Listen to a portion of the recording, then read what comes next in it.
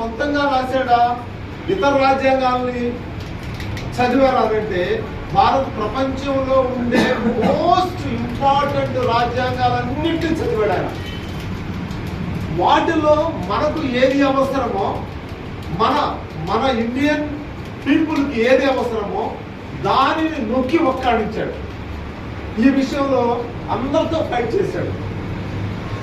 ఏది గాంధీతో కానీ, నెహ్రూతో కానీ, పటేల్తో కానీ అందరితో ఫైట్ చేశాడు. అంటే ఈ ఫైటింగ్ నేచర్ అనేటటువంటిది ఆయన నేను మా పిల్లలకి ఎప్పుడు చెప్తా ఉంటాను. ఎంత అంటే మన భారతదేశంలో ఎవరి గురించి అయినా మాట్లాడాలి అంటే అది ఒక అంబేద్కరే. ఇంకా ఆయనతో పోల్చదగినటువంటి వ్యక్తి భారతదేశంలో లేదు. అలాంటి వ్యక్తిని మనం ఓన్ చేసుకునేటటువంటి క్రమంలో మనము ఆయన్ని ఆహ్వానించేటటువంటి క్రమంలో మనం లేట్ అవ్వచ్చు, కాస్త కొంతమంది ముందు అవ్వచ్చు. ఈ పొజిషన్లో ఒక చిన్న ఉదాహరణ చెప్పేసి ముగిస్తాను, ఎందుకంటే మాట్లాడటం అనేది కూడా అంత ఈ టైంలో కాదు. నిన్న జాతీయ ఓటర్ దినోత్సవంలో భారతదేశంలో ఓటు హక్కు ఎవరికి ఇవ్వాలి, చిన్న అంటే పెద్ద లాజిక్ అసలు ఏ వృద్ధిలో ఓటు హక్కు ఎవరికి ఇవ్వాలి అనేటటువంటి దానిలో ఎంతమంది వాళ్ళ అభిప్రాయాన్ని, కొంతమంది ట్యాక్స్ ఎక్కువ కట్టేటటువంటి వాళ్ళకి ఓటు హక్కు ఇద్దాం ఉన్నారు, కొంతమంది భూమి ఎక్కువ ఉండేటటువంటి వాళ్ళకి ఓటు హక్కు ఇద్దాం ఉన్నారు, కొంతమంది బాగా చదువుకున్న వాళ్ళకి ఓటు హక్కు ఇద్దాం ఉన్నారు, కొంతమంది అంటే కలర్ ఈ కలర్ కలిగినటువంటి వాళ్ళకి కూడా ఓటు హక్కు ఇద్దాం ఉన్నారు. అంబేద్కర్ వాటన్నిటిని తీసి పక్కన పెట్టేసి ఇవన్నీ కాదు, భారతదేశంలో 18 సంవత్సరాలు నిండిన ప్రతి ఒక్కరికి కూడా ఓటు హక్కు ఇవ్వాల్సిందే అని చెప్పి పట్టుబడ్డాడు. అది అందరూ కూడా ఒప్పుకోవాల్సినటువంటిది. అంటే అంబేద్కర్ లో ఉండేటటువంటి ఫైర్ ఎలాంటిదంటే ఆయనకి ఇలా ముట్టించాల్సిన అవసరం లేదు. బాడీ ఎప్పుడు రగిలిపోతా ఉంటుంది. ప్రతి సమస్యకు కూడా ఆయన దగ్గర ఒక పరిష్కారం ఉంటుంది. అదేది ప్రజలకు ఆమోదయోగ్యమైన, ప్రజలకు అవసరమైన, ప్రజలు తెలుసుకోవాల్సినటువంటి ఒక ప్రామాణికమైనటువంటి తీర్పు ఆయన దగ్గర ఉంటుంది. అది భారతదేశంలో ఉండేటటువంటి వాళ్ళు ఎక్కువ మంది ఇష్టపడరు. అంటే పాలకులు అనేటటువంటి వాళ్ళు ఎక్కువ మంది ఇష్టపడరు. అంటే ఇష్టపడకపోవడానికి ప్రధానమైన కారణం ఏంటంటే ఆయన విజ్ఞానం ముందు, ఆయన తెలివితేటల ముందు, ఆయన నాలెడ్జ్ ముందు మిగతా వాళ్ళు నిలబడలేనటువంటి పరిస్థితి ఉంది. కాబట్టి ఆయన చెప్పులు ఒప్పుకోవాల్సినటువంటిది. అంటే భారతదేశం యొక్క ఆ రోజున రాజ్యాంగం రాయడంలో ఆయనంత ప్రధానమైన భూమిక పోషించాడో ఈ రోజున మనం రాజ్యాంగాన్ని కాపాడుకోవాల్సినటువంటి అవసరం కూడా మన పైన ఉంది. ఆయన రాశాడు, ఆయన చెప్పాడు, ఆయన వెళ్ళిపోయాడు, ఆయన చేయగలిగింది ఆయన చేశాడు. కానీ ఇక్కడ నేను నా పర్సనల్ ఒపీనియన్ సమాజానికి అవసరమయ్యేటటువంటి ప్రధానమైనటువంటిది ఒకటే. అంబేద్కర్ వీరుడు, సూర్యుడు, విక్రమాదిత్యుడు, మేధావి, రాజ్యాంగం రాశాడు, ఇవన్నీ చెప్పుకుంటానే ఉన్నాం.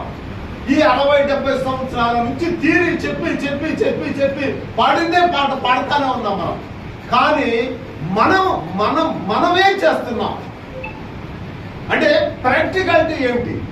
ఈ ప్రాక్టికాలిటీలోనే దళిత సమాజం మొత్తం కూడా ఫెయిల్ అవుతా ఉంది. ఇక్కడ ఆయన థియరీ చెప్పాడు, ఆయన ప్రాక్టికల్ చెప్పాడు. ఆయన తర్వాత ఒక కాశీరామ్ వచ్చేసి ఒక వెలిగి అతను కూడా వెళ్ళిపోయాడు. ఇప్పుడు ఆయన్ని ఎవరు అనుకరిస్తున్నారు, ఆ జెండాని ఎవరు ముందుకు తీసుకెళ్తున్నారు అంటే మనం అందరం కూడా ప్రశ్న వేసుకుంటే ఆ ప్రశ్నకు మన దగ్గర ఎక్కడ సమాధానం లేదు. అందువల్ల ఏది ఏమైనా కానీ 100 మీటింగుల కంటే ఒక మంచి కార్యక్రమం చాలా మంచిది. 100 ఉపన్యాసాల కంటే ఒక పని ముఖ్యం. అంటే వీటన్నిటికంటే కూడా మనం ఎక్కువగా భగత్ సింగ్ కూడా ఆయన పదే చెప్తుంటారు. అరే మీరు ఒక క్రిస్టియన్ చూసి నేర్చుకోండి అన్నట్టు భగత్ సింగ్ 23 సంవత్సరాల్లోనే భగత్ సింగ్ క్రిస్టియానిటీలో ఉండేటటువంటి గొప్పతనాన్ని గుర్తించాడు. నేను ఎందుకు చెప్తున్నా అంటే ఒక పాస్టర్ ఒక సంచి వేసుకొని ఒక మూడు వస్తాడు. 10 సంవత్సరాల తర్వాత అతను చూస్తే ఆ పాస్టర్ చుట్టూరు ఒక చర్చి ఉంటుంది, ఒక 100 మంది జనాలు ఉంటారు. మొత్తం జనాలంతా వాడు నమ్మి వాళ్ళ దగ్గర కూర్చుంటారు. మనం ఆ పని చేయలేకపోతున్నాం. మనం ఆ పని చేయాలి. ఏ పని? మన సమాజంలో మనకు అవసరమైనటువంటి దానిపైన మనం ఫైట్ చేయాలి, మన జనాలు మనం నమ్మించాలి, మన జనాల కోసం పని చేయాలి, మన జనాలతో మమేకం అవ్వాలి, మన జనాల అవసరాలు గుర్తించాలి, మనం వాడికి మోడల్ గా కనిపించాలి. వీడు మా అన్నరా, వీడు మా నాయకుడురా అనేటటువంటి నమ్మకాన్ని జనాల్లో గుర్తించాలి. ఈ సమాజంలో, దళిత సమాజంలో జరుగుతున్న ప్రధానమైన లోపం ఏంటంటే లీడర్స్ ఆకాశంలో చుక్కలైన లెక్కించవచ్చు, కానీ దళిత నాయకులు ఎంతమంది అంటే ఎవరో చెప్పాడు. అందరూ రాష్ట్ర నాయకులే, జాతీయ నాయకులే, మొత్తం అంతర్జాతీయ నాయకులు తక్కువ మంది ఉన్నారు మనకి. వీళ్ళు సమాజంలో ఎక్కడ ఉంటున్నారు? అందరూ వాట్సాప్ లోనే ఉంటున్నారు, అందరూ ఎక్కడ ఉంటున్నారు? మొబైల్లోనే ఉంటున్నారు. అందరూ ఉద్యమాలు ఎక్కడ చేస్తున్నారు? ఫేస్బుక్ లోనే చేస్తున్నారు. అందరూ ఫైటింగ్ ఎక్కడ చేస్తున్నారు? ఇన్స్టాగ్రామ్ లో చేస్తున్నారు. అందరూ ఇవన్నీ కూడా మొబైల్ తోటే మనం చేసేస్తున్నాం. మొత్తం మనసుకి మనం ఎరగదీసేదంతా కూడా మొబైల్ తోటే చేస్తున్నాం. జనాలతో సంబంధం లేనటువంటి వాళ్ళే దళిత సమాజంలో పెద్ద నాయకులు, పెద్ద లీడర్లు, పెద్ద గొప్పగా మాట్లాడేటటువంటి వాళ్ళు. ఈ కల్చర్ మారాలి, ఈ కల్చర్ మారాలి. ఈ కల్చర్ మారనంత కాలం దళిత సమాజంలో మనం అనుకున్న లక్ష్యాన్ని, రాజ్యాధికారం, అసలు రాజ్యాధికారం అనేటటువంటిది ఒక మహత్తరకరమైనటువంటి, మహోన్నతమైనటువంటి ఒక పెద్ద అంశం. అది మనం ఈజీగా మాట్లాడేస్తాం. రాజ్యాధికారం. ఆ రాజ్యాధికారానికి కావలసినటువంటి పనులు మనం ఏమన్నా చేయగలుగుతున్నామా? వీటన్నిటినీ అంటే ఇక్కడ ఉండే వాళ్ళందరూ మేధావులు, ఇక్కడికి వచ్చిన వాళ్ళందరూ లీడర్స్, ఇక్కడ ఉన్న వాళ్ళందరూ కూడా తెలియగలిగిన వాళ్ళు. కాబట్టి ఈ రెండు మాట్లాడాలనుకుని మాట్లాడుతున్నారు.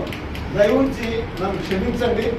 ఎందుకంటే మేము 6వ తరగతిలో నుంచి పీడిఎస్సీలో ఉన్నాం. పీజీలోకి వెళ్ళిన తర్వాత అంబేద్కర్ ఎడ్స్ అయ్యాం. ఈ మార్గ మధ్యంలో మళ్ళా మాల మహానాడు అయ్యాం. ఈ మాల మహానాడు నుంచి పీవీల గారి తర్వాత మళ్ళా మేము అంబేద్కరిజంలోనే ఉన్నాం. ఇన్ని రకాలైనటువంటి పరిణామ క్రమంలో వస్తున్న దానిలో మనం చేయగలిగినటువంటిది నీతి, నిజాయితీ, నిబద్ధత, గౌరవము, వీటన్నిటితో కూడినటువంటి పనులు చేయగలిగితే కింద సమాజం గుర్తిస్తుంది. ఇక్కడ దళిత ప్రజలతో తప్పు లేదు, దళిత లీడర్లదే తప్పు. ఎవరు మారాలి అంటే దళిత లీడర్లు మారాలి, అప్పుడు సమాజం మారుతుంది. వీళ్ళు మారకుండా ప్రజలు మారండి అంటే ఎవరో మారరు. దయవుంచి మనం చేయగలిగినటువంటిది, మనం అంబేద్కర్ ఎలా మోడల్ గా చూపిస్తున్నామో మనందరం కూడా ఒక మోడల్ గా సమాజానికి కనిపించాలి. అలా కనిపించినప్పుడే సమాజం మారుతుంది, రాజ్యాంగం అమలు సక్రమంగా జరుగుతుంది, రాజ్యాంగాన్ని కాపాడగలుగుతాము, రాజ్యాధికారం సాధించుకోగలుగుతాము. అంతే తప్ప థియరీ మానేసి, థియరీ తగ్గించి ప్రాక్టికాలిటీ అనేటటువంటి దాన్ని పెంచండి. అంబేద్కర్ ఇచ్చినటువంటి ఆ థియరీని, ఆ పిండిని మనము అది రొట్టెలుగా చేస్తావా, చపాతీగా చేస్తావా, లేకపోతే అరిసెలుగా చేస్తావా, లడ్డులుగా చేస్తావా, జనాలు తినేటట్టు చేయాల్సినటువంటి బాధ్యత మనపై ఉంది. ఇది మనం చేయాలి. అలా కాకుండా మనము ఎన్ని మీటింగులు, ఎన్ని థియరీలు చెప్పినా కానీ మనం మారకుండా జనాలు మారటం అనేది అసాధ్యము. సో మనం చేయగలిగేటటువంటిది ఏమిటంటే, మనం ఏమి చెప్తామో అది చేయడానికి ప్రయత్నించండి. ఇక్కడ మాటలకి పనికి ఇలా వెళ్ళకూడదు, మాటలు పని ఇలా రావాలి. ఇలా వచ్చినప్పుడు జనాలు మనం గుర్తిస్తారు, ఈ దారిలో రావడానికి ప్రయత్నిస్తారు.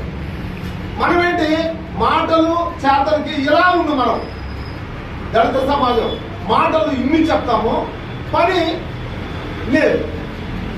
మాటలు తక్కువ చెప్పి పని ఎక్కువ చేసామనుకో మనం ముందుకు వెళ్ళడానికి అవకాశం ఉంటుంది, సమాజం ముందుకు వెళ్ళడానికి అవకాశం ఉంటుంది. వీటన్నిటికీ ప్రధానమైనటువంటి కారణం ఏంటంటే విద్య. ఆ విద్య అనేటటువంటి దాన్ని మనం అందరూ, దాని విలువ అందరూ తెలుసుకున్నారు. కానీ ఇప్పుడు మనం తగ్గించింది. మనం విద్య విలువ అప్పర్ కమ్యూనిటీ తెలుసుకొని వాళ్ళు స్పీడ్ అయిపోయారు. మనం ఇప్పుడు తగ్గించాము. ఇక్కడ చాలా అంటే లాజిక్స్ అంటే ప్రాక్టికల్ లాజిక్స్ చాలా ఉన్నాయి. సరే ఇవన్నీ వద్దు. నా ఉద్దేశం పని పెంచండి, మాటలు తగ్గించండి, థియరీ తక్కువ చెప్పండి, ప్రాక్టికాలిటీ ఎక్కువ ఇవ్వండి. ఇలా చేయగలిగితే మనం అవుట్పుట్ అనేటటువంటిది వస్తుంది. అవుట్పుట్ రావాలి అంటే మనం పని చేయాలి. ఎక్కడ చేయాలి? మొబైల్లో చేయకూడదు. ఎక్కడ చేయాలి? గ్రామాల్లో చేయాలి. ఎక్కడ చేయాలి? మనుషుల మధ్య చేయాలి. ఎక్కడ చేయాలి? మనము ఎక్కడ అవసరం ఉందో అక్కడికి మనం వెళ్ళడానికి ప్రయత్నం చేయాలి. సరే, ఇది ఇలా ఆలోచించండి. అంతే తప్ప అంబేద్కర్ దండేస్తే, అంబేద్కర్ విగ్రహాలు పెడితే, అంబేద్కర్ లైబ్రరీలు పెడితే, అంబేద్కర్ జపిస్తే, అంబేద్కర్ పూజిస్తే, అంబేద్కర్ గౌరవిస్తే సమాజం రాదు. అంబేద్కర్ రాజ్యాంగాన్ని అమలు చేయాలని బయటికి లేకుండా జరగాలి జరగాలి జరగాలని ప్రార్థన చేస్తా ఉంటే ఏం జరగదు. రాజ్యాంగం అమలు జరగాలని నువ్వు ప్రార్థన చేస్తే ఏం జరగదు. రాజ్యాంగం అమలు కావాలని నువ్వు రోడ్డు మీదకి రావాలి అవసరం వచ్చినప్పుడు. ఏ రోడ్డు మీదకి రాదు అని అంటే రాజ్యాంగం అమలు జరగదు. సో మనం మన కర్తవ్యాలను గుర్తించండి, మన ఆలోచనలు గుర్తించండి, ఆలోచనల్ని ఆచరణలో పెట్టడానికి ప్రయత్నం చేయండి.